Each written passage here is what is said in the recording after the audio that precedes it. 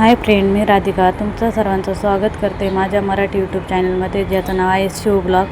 तर मी लग्न वगैरे झाल्याच्यानंतर मग आम्ही भैरोबाला दर्शन घ्यायला गेलेलो. भैरोबाचा पळसुंड्याचा भैरोबा म्हणून आमच्याकडे आहे, ते त्यांचं कुळदैवत आहे. त्याच्यामुळे मग आम्ही तिकडे दर्शन घ्यायला गेलेलो. प्रतीक्षासोबत म्हणजे दाजींसोबत आम्ही दर्शन घ्यायला गेलेलो तिकडे. तर बघू शकता तिकडचे रस्ते वगैरे म्हणजे वळणं वगैरे कसे ते.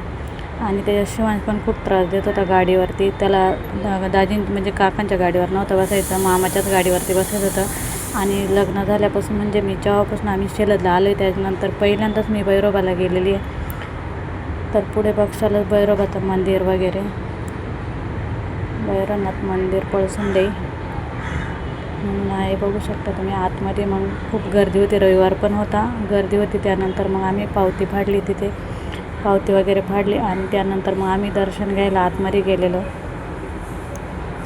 तर म्हणजे इतकी पण गर्दी नव्हती, पण मग गर्दी होती कारण का रविवार होता. त्यामुळे मग सर्व पूजा वगैरे असतात तिथे, त्यामुळे मग गर्दी असतेच थोडीफार.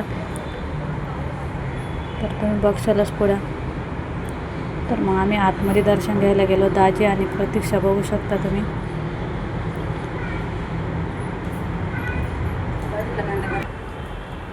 तर आतमध्ये बघू शकता, मी आतमधून मंदिर थोडक्यात तुम्हाला दाखवते. म्हणजे व्हिडिओ काढायला म्हणजे कोणी काही बोलत नव्हतं, पण आम्हाला पण माहीत नव्हतं व्हिडिओ काढून देतात का नाही, त्यामुळे मग आम्ही थोडे व्हिडिओ घेतलेले. तर मग मी दर्शन बाहेर तिथे घेतलं आणि आतमध्ये गेले.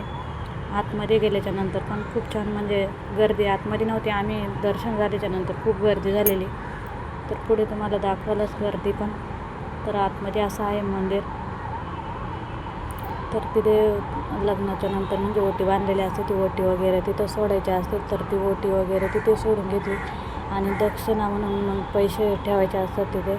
तर मग ओटी ठेवल्याच्यानंतर मग पैसे वगैरे तिथे ठेवले आणि दर्शन घेतलं आम्ही.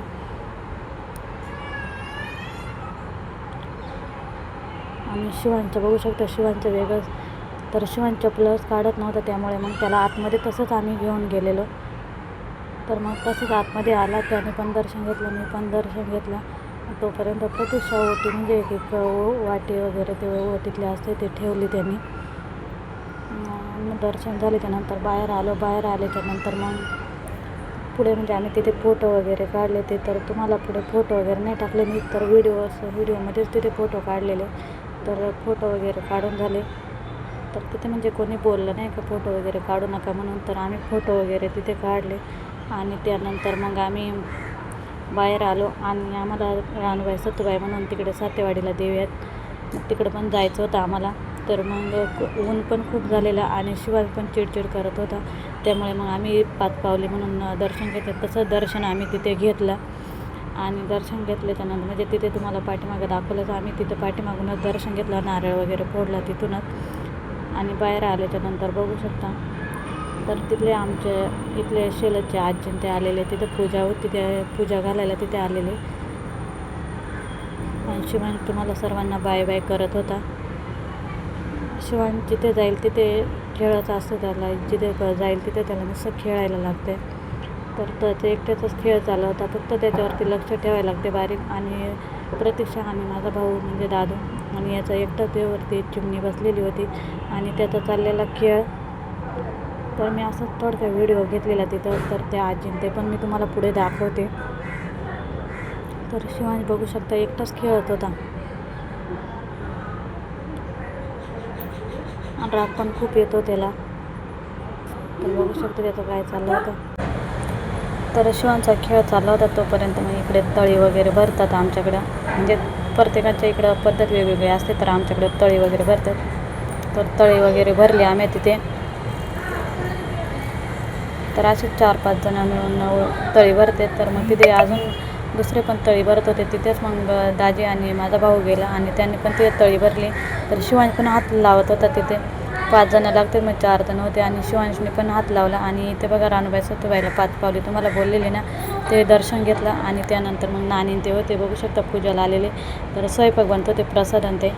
तर नानी बोलत होती का माझा व्हिडिओ नको काढू म्हणून. आणि त्यानंतर मग दर्शन वगैरे झाले आणि पळसुंडे गावातून बघू शकता, म्हणजे पळसुंडेचा तिथला परिसर वगैरे, म्हणजे दाजींची बहीण आहे उंबरवाडी म्हणून, तिकडे वाडी आहे, तिकडे गेलेलो आम्ही. आणि दाजींना पण माहीत नव्हतं घर, तर समोर ते 2-3 घरं दिसते तुम्हाला बघू शकता समोर. तिथे त्यांची बहिणीची मुलं उभी राहिलेली. मग आम्ही इकडनं गेलो. म्हणजे पहिल्यांदा दाजी पण पहिल्यांदाच आलेले वाटतं, म्हणजे आलेले असतील अगोदर, पण मग त्यांना पण रूम माहीत नव्हती, म्हणजे घर त्यांचं माहीत नव्हतं. आणि तिथे येता येता आम्हाला एक नवीनच काहीतरी वेगळं दिसलं. म्हणजे शेळूचे म्हणजे कणसं असतात ना, त्याला वरून पिशव्या बांधलेले, कारण का पाखरांनी खाऊ नये म्हणून. आणि दाजींची गाडी मागे होती. त्यानंतर मग आम्ही तिथे आमची एक आजी म्हणून आहे, म्हणजे वाजीन आजी म्हणून आम्ही बोलतो, त्यांना भेटायला तिथे मग थांबलेलो थोड्या वेळ.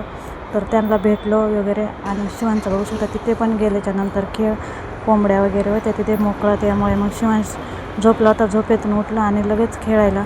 म्हणजे तो एवढा पण त्रास देत नाही, पण मग त्याची मग उन्हामुळे त्याची चिडचिड झालेली. आणि गाडीवरती म्हणजे त्याला खूप मजा येते, पण मग आणि त्यानंतर मग तो झोपून गेलेला गाडीवरती. तिथून मग आजीला त्यांना भेटलो आणि घरी आलो.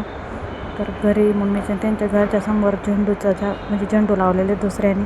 तर खूप छान वाटतं झेंडू वगैरे तिथे बघायला. आणि शिवांची झोप झाली नव्हती, त्याला झोपेतून उठवलं होतं. तर त्याचं तोंड बघू शकता, त्याची त्याला झोप येत होती. मग थोड्या वेळ तसं झोपला खांद्यावरती. आणि घरी पोचल्याच्यानंतर मग तिथे वासरू वगैरे आहे मम्मीच्या त्यांचे, मांजरं वगैरे, त्याच्यामुळे मग तो खेळायला लागला. आणि त्यानंतर मग आम्ही घरी आल्याच्यानंतर मोठी बहीण चाललेली नाशिकला, 3 महिने राहिलेली. तर ती पण चाललेली. थोडं वाईट पण वाटलेलं, एवढ्या दिवस राहिली चालली. तर दाजी आणि प्रतीक्षा बोलत होती का आम्हाला पण व्हिडिओमध्ये घ्या म्हणून, तर आमचा पण व्हिडिओ बनवा.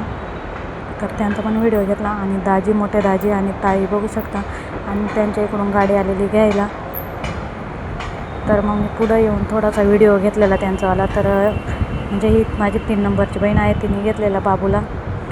तर ही गाडी आली होती त्यांना घेण्यासाठी नाशिकवरून.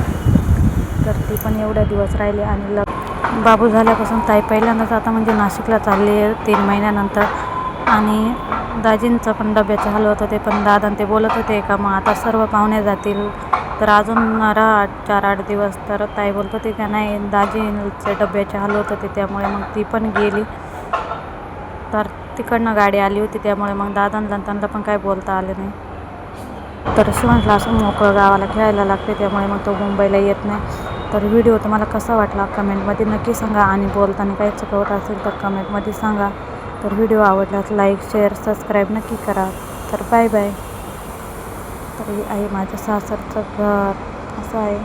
पूर्ण व्हिडिओमध्ये सासरचं घर दाखवलं नाही, पण पुढच्या वेळेस गेल्याच्यानंतर पूर्ण तुम्हाला डिटेलमध्ये व्हिडिओ मिळेल. व्हिडिओ कसा वाटला कमेंटमध्ये नक्की सांगा. आणि बोलताना जर काही चुकवत असेल तर ते पण सांगा. तर व्हिडिओ आवडल्यास लाईक, शेअर, सबस्क्राईब नक्की करा. तर सगळ्यांना बाय बाय.